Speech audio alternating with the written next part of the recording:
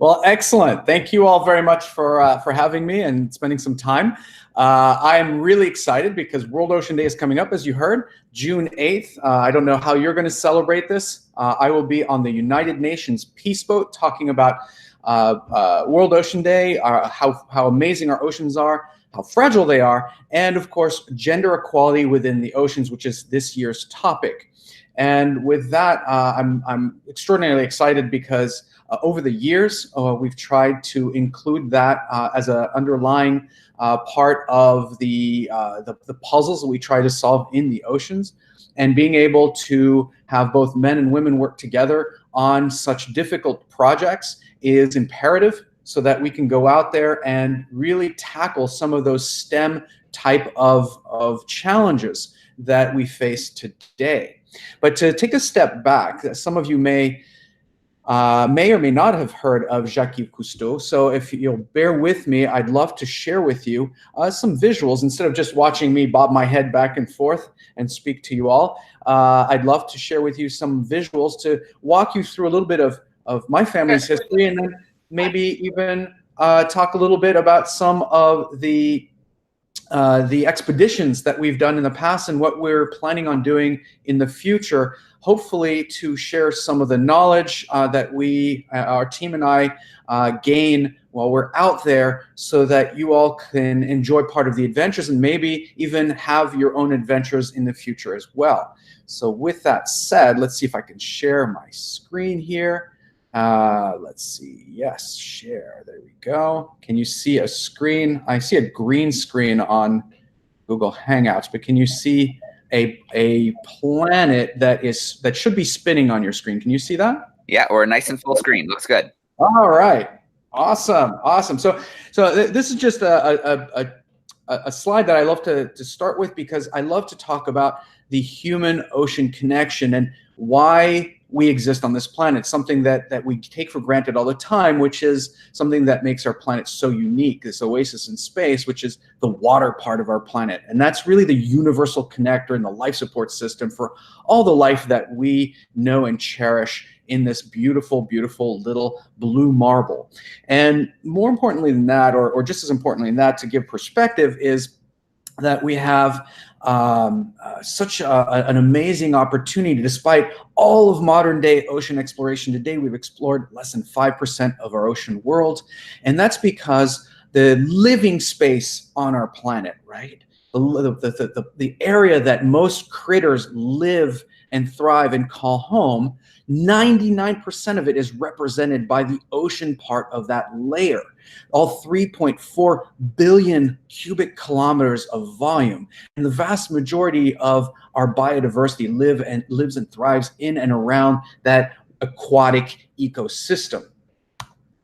Now, I grew up in a rather strange family. My grandfather or my grandparents, Jacques-Yves Cousteau and Simone Cousteau, were pioneers in ocean exploration, along with the folks from the Calypso, the fabled ship that my grandparents and their crew took around the world for over 50 years worth of expeditions, including 134 resulting documentaries and a bunch of big screen movies, like The Silent World, The World Without Sun, and everything else. But in order for my grandfather to be able to explore the bottoms of the ocean and to go into these far off places, when he first started, there were no tools to do so.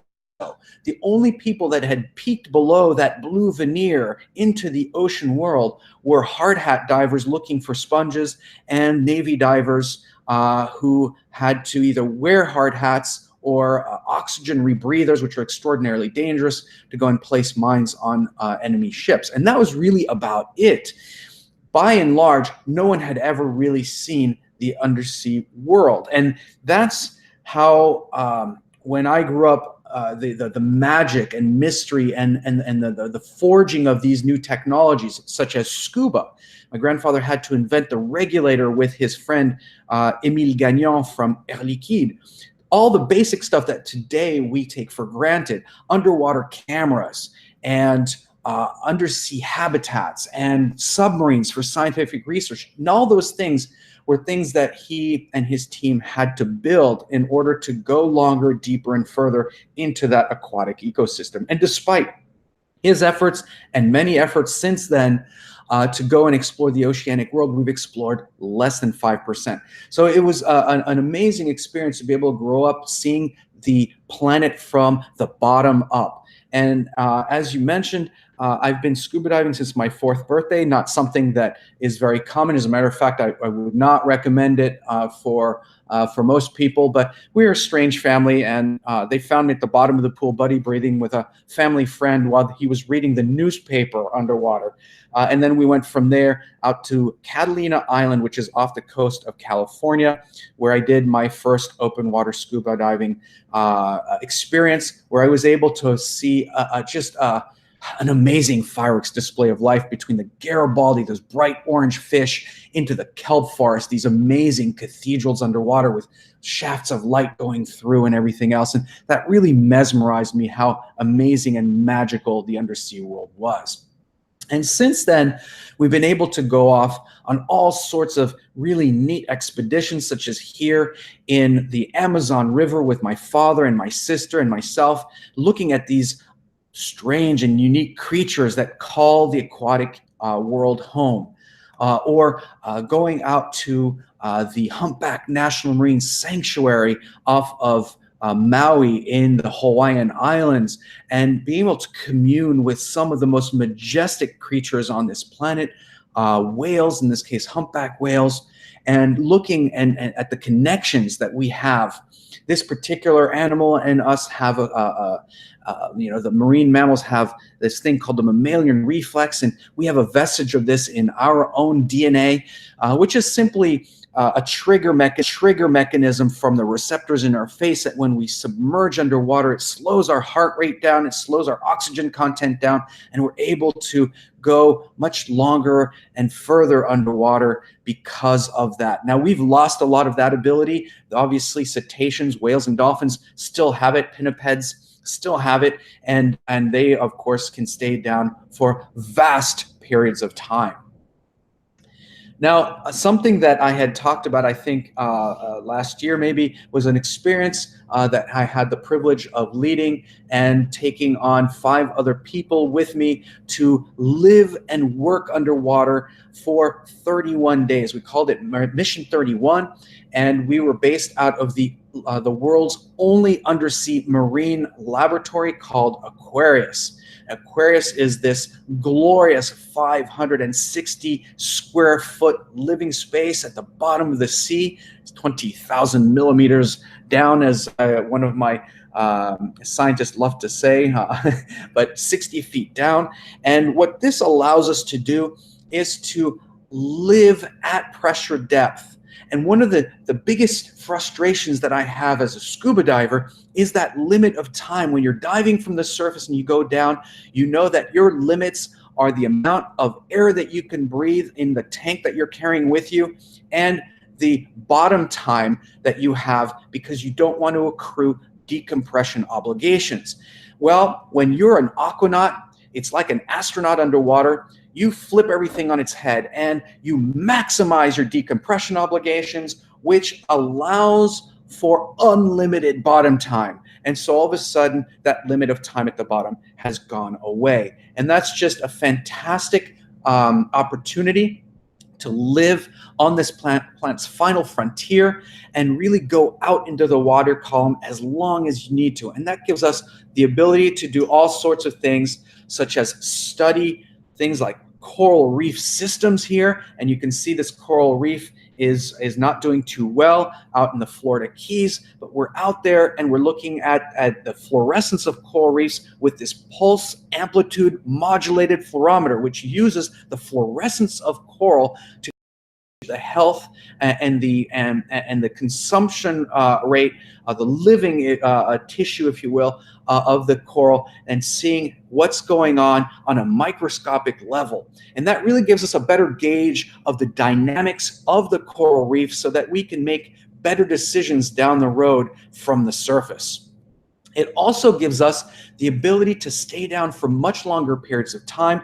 And these underwater coral cities have all sorts of residents. And those residents, by and large, when you come down scuba diving, it's like crash landing and scaring the bejesus out of all the residents. And of course, they scatter and they hide. And you can't study them as well from scuba diving because by the time that everything calms down, it's almost time for you to go back up to the surface. But with the unlimited bottom time that we have as aquanauts, we're able to commune with nature, get closer, really be able to study them in ways that you simply can't do without that luxury of time at the bottom. And those animals start coming up closer. And that's really neat because this Goliath grouper in this picture is one of the most majestic endangered sea creatures out there in the greater Caribbean area. They are now starting to come back in the Florida Keys because they're protected. And these animals get to be up to 800 pounds and 8 feet long. They're gentle giants, like giant puppy dogs. But when you scare them, or when they're going off and trying to do their predator behavior where they try and eat their food source, they have something really cool where they bark or boom.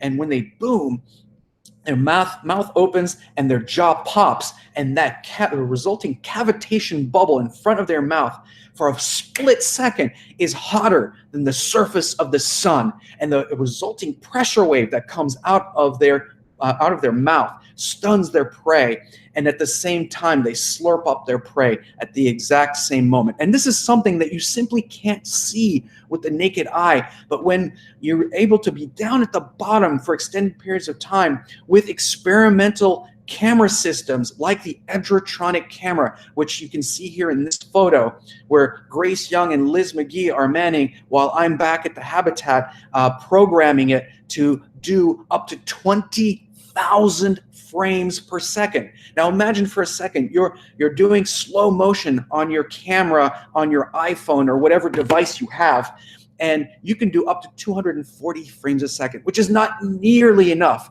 to see the booming and that cavitation bubble. So you need camera systems that can go up to 20,000 frames a second. We were lucky enough to have one of the prototypes with us. One of the other things we were studying, which you can see them doing on this particular pole, is Christmas tree worms and, of course, the mantis shrimp, one of my favorite hard-shelled creatures.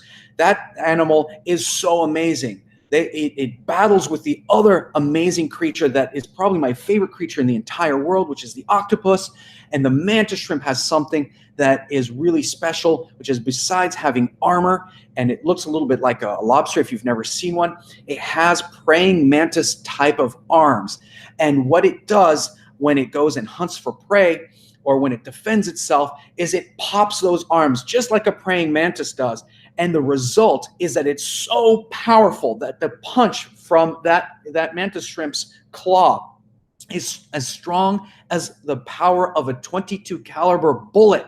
And what that does is, of course, is defend itself, or it catches its prey. But all this happens within a split second, before the blink of an eye, and you need these camera systems to be able to capture that in slow motion in about 6,000 or 7,000 frames a second, so that we can look at biomechanics, and of course we can do biomimicry and such like that. The reason why you probably don't see mantis shrimps very often in aquariums is that that punch is so powerful it can actually shatter the glass that would keep them in the aquarium. Now, if you all will permit me, I know that we have limited time, but I'd love to share a quick video of what an aquanaut does on a day-to-day basis. What is the life and times of an aquanaut? And I'd like to show my two other aquanaut scientists from FIU, who will share with you a little bit of a typical day for them at the office on my team while we're down below. Back in the habitat at, what time we got out of? Okay, it's like 9:30. Yeah, 9:30. Science. Tonight we were camming the corals, as we like to say. It's using an instrument we call pulse amplitude modulated spectrometry. So kind of a mouthful, we just go with cam. But what it does is it hits these corals with a really intense pulse of light.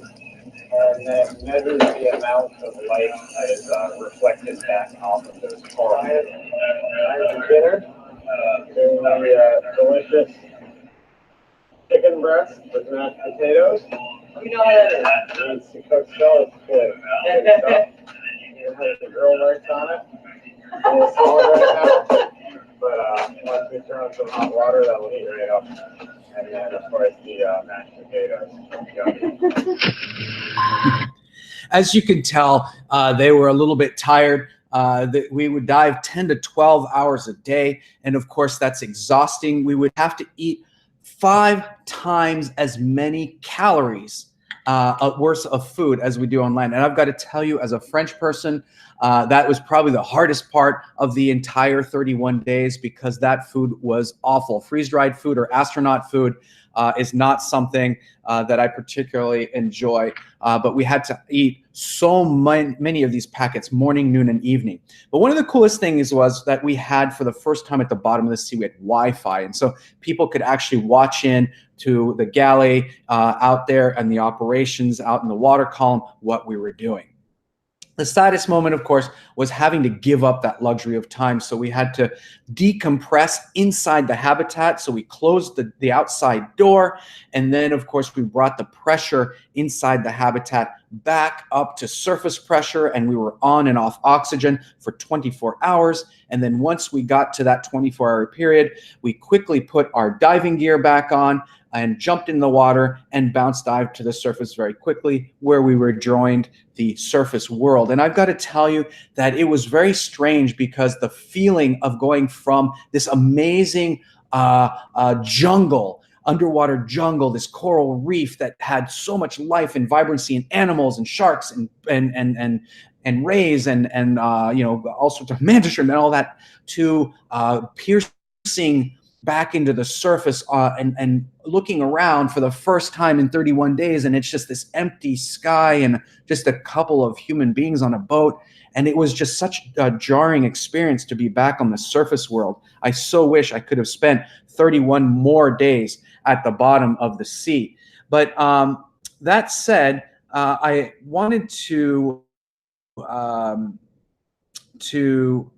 just go to this final slide to finish talking about that, which is really, you know, what do I envision for the future of ocean exploration? Well, I certainly do envision that we need all sorts of technology out there, such as ROVs and AUVs, drones, that sort of thing. But there's nothing like the human experience at the bottom of the sea or on a final frontier to experience firsthand what's going on out there. And that's where I will say that no matter how amazing technology is and how awesome robots are and everything else, and those are invaluable tools for exploration of space and inner space, I truly believe we still need the human presence at the bottom. And that's something that I envision that we will have to continue on with. Now, I don't know if I can get out of the screen share here. Am I out of the screen share? You got it. You're back. All right. I will say that in the near future, I would keep my eyes peeled because we've done a lot of other expeditions. For example, on June 9th at 9 p.m. on Science Channel is the premiere of our television series of Legends of the Deep. So it's another bunch of expeditions that we have done. And I would keep a real close eye on the internet, as well as your ears peeled and your eyes peeled, because we're going to be announcing something really, really large in September, which hopefully will be history making for ocean exploration. And it has something to do with what I just talked about.